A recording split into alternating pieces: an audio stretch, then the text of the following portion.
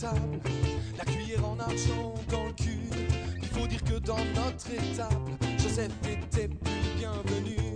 Si aujourd'hui je peux émouvoir, hier c'eût été beaucoup moins sûr. Nourrir des rêves au pays noir, ça peut sembler contre nature. Car ma présence ici ce soir découle en partie de mes choix, mais y a aussi la part du hasard. Mon vécu est un peu de ma voix. La vie est peut-être un long voyage qui vaut la peine d'être vécu. Et nos choix savants d'aiguillage mènent parfois où l'on a voulu. Mais souvent c'est le poids des bagages pour un corps qui n'en peut plus. Une mauvaise route ou un mirage qui nous éloigne du salut.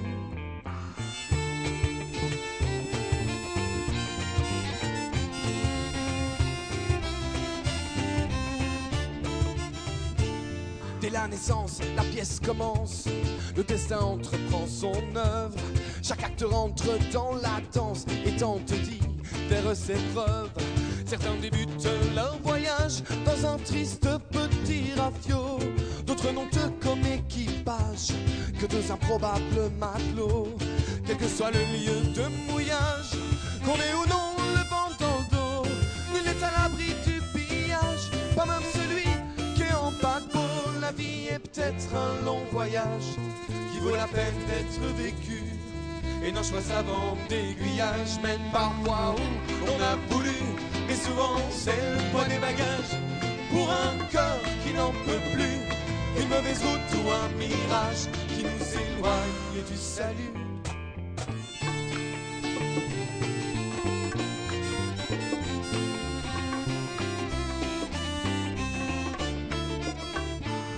Après quelques années seulement, les courants, les marées, les vents nous ont inexorablement éloignés de nos rêves d'antan. On se retourne et on contemple au loin l'horizon. Et tout à coup d'un doigt qui tremble, on pointe les derniers sillons. Dernier sillon, dernier maillon, avant de mettre pied à terre. Nouveau départ en nature, on va pouvoir montrer ce qu'on sait faire. La vie est peut-être un long voyage qui vaut la peine d'être vécu. Et nos choix savants d'aiguillage mènent parfois où on a voulu. Mais souvent c'est le poids des bagages, ouais, pour un corps qui n'en peut plus. Une mauvaise route ou un mirage qui nous éloigne du salut.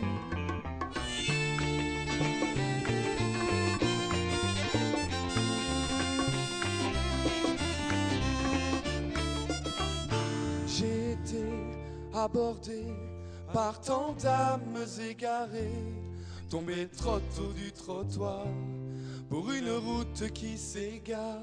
J'ai été abordé par tant d'âmes égarées, tombé trop tôt du trottoir pour une route qui s'égare. Nous on était d'abord deux, mon frère et moi, et ensuite on s'est dit on passerait bien à quelque chose de...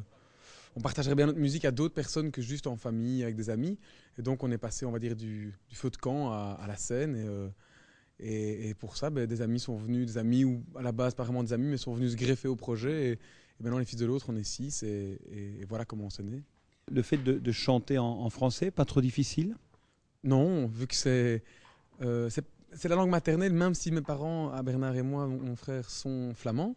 On aurait pu chanter en néerlandais, mais pas en anglais dans le sens où on voulait chanter quelque chose qui nous fait vibrer au niveau des émotions. Et le français est la langue avec laquelle on partage le mieux, nous en tout cas, nos émotions. Un groupe qui allie également le violon et la contrebasse, c'est des chouettes instruments. Oui, des instruments qui sonnent avec ou sans amplification, enfin, je veux dire par là avec ou sans technique, donc qui ont une rondeur naturelle et une force. Et avec les musiciens en plus qui les utilisent, qui les font chanter, c'est magique. Moi j'écris de mon côté les paroles et parfois de la musique. Enfin souvent j'ai besoin de faire une musique pour accompagner de paroles. Donc j'écris déjà une musique de base. Gilles, mon frère, l'autre chanteur et guitariste, lui va de son côté aussi travailler des textes et des paroles. Donc, et après le plus dur c'est de réunir les deux. Et que ça marche pour tout le groupe, que chacun trouve les chouettes arrangements qui vont rendre la mélodie possible. chanter en français à l'heure actuelle, c'est pas un peu un contre-courant?